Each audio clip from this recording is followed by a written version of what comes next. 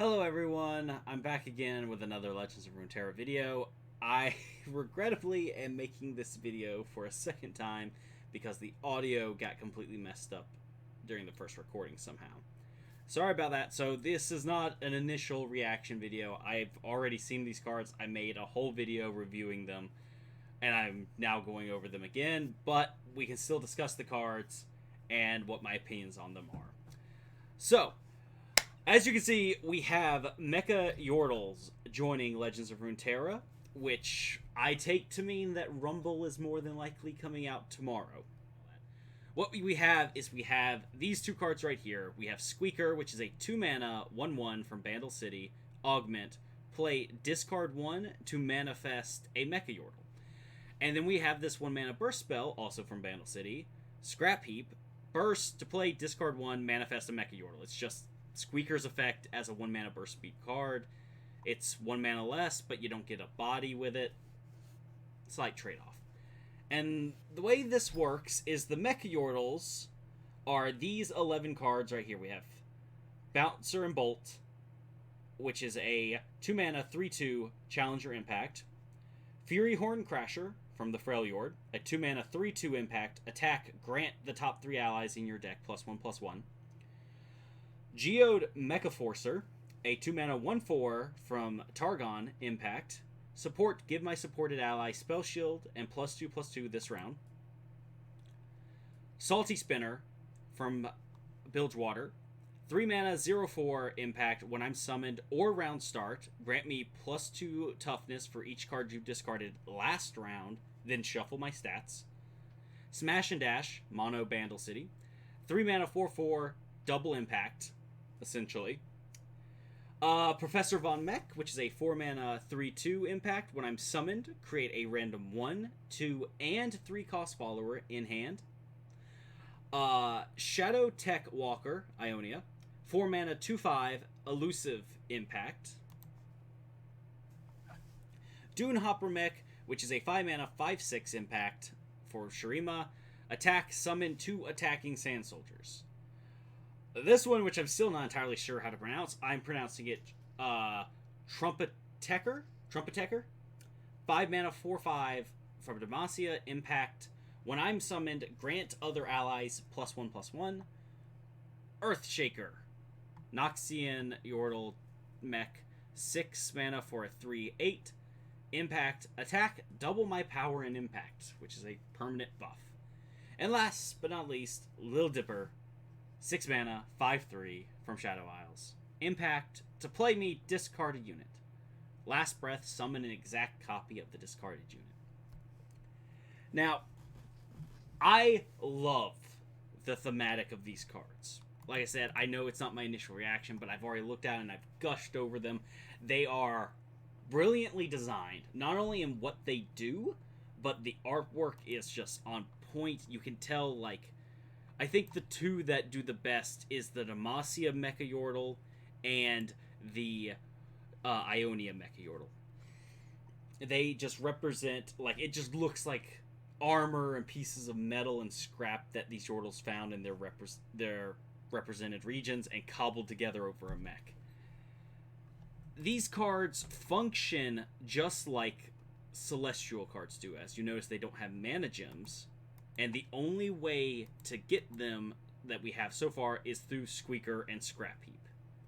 Squeaker, think of it as a Spacey Sketcher. You discard a card to get out of these pool of 11 cards, one of them. One of 3 will be shown to you. You pick one, goes to your hand. Just like Invoke. These cards, I believe, are really good. I've crunched the math on it.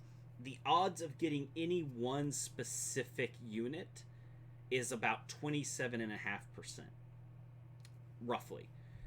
So if you play Squeaker here and you go, I really need Shadow Tech Walker because my opponent's playing elusive, and with 5 toughness that makes him a great elusive blocker, you only have about a 27% chance of getting him. Which isn't terrible odds. It's a lot better than other manifest cards, but it's not guaranteed either. Now, with that being said, I think that these cards are amazing.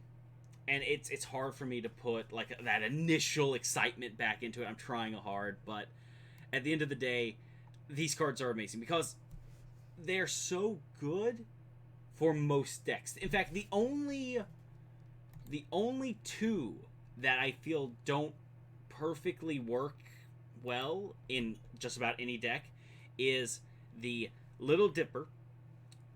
Is very specific. Little Dipper, you want to play this in a deck that runs a big, powerful game ender. You want to play this and discard your Dreadway, discard your Ladros, or your Cythria, Lady of Clouds. Any of these big units that you can cheat out early by discarding them with Little Dipper and then killing your own creature. By killing your own Little Dipper, you'll get them out far quicker than you normally would. And the other one is the Dune Hopper. He has great base stats, but the Summoning Sand Soldiers is nice, but it doesn't really synergize with a lot of decks other than the Azir Aurelia deck, in my opinion. Though, the rest of them are pretty much universally good. Shadow Tech Walker is either you're getting 3 mana in on your opponent if they don't play elusives, and he has a chunky amount of health, which means he's not easy to ping off. Or, if your opponent is playing elusives, he is a phenomenal elusive blocker, which is just amazing. Professor Von Mech is great in Poppy decks because he puts a bunch of cheap units into your hand that you can spam out and then mass buff with the Yordle Captain and with Poppy herself.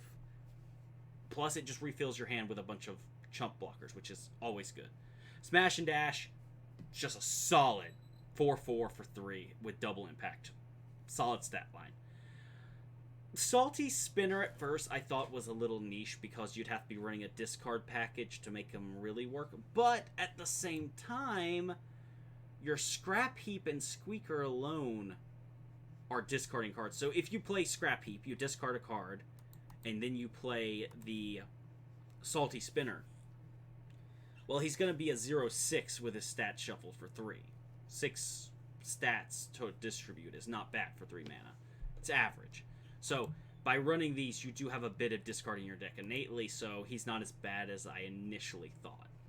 The cards that make him make you discard, so he's not that bad. And the Geode Mecha Forcer is great for protecting your big, important unit, your Lee Sin, your Fiora. Spell Shield as a support mechanic is just pretty good. And the one I think, the two I like the most though, are Fury Horned Crasher, because it's just a super Omen Hawk on a stick. Attack, give your top 3 allies +1 attack. If you get multiple attacks off with this, it's insane value. And the Demacian one here, which is a higher statted Bannerman without the Allegiance clause and impact. For 1 mana more, you get +1 more attack and +2 more health, impact, and you don't have to hit Allegiance for it to trigger. That's just really good in my opinion. And then there's Earthshaker, which I feel is probably the best just finisher, especially if you're playing Noxus or a region or a Targon. If you're playing a region that can give Overwhelm, this thing just ends games.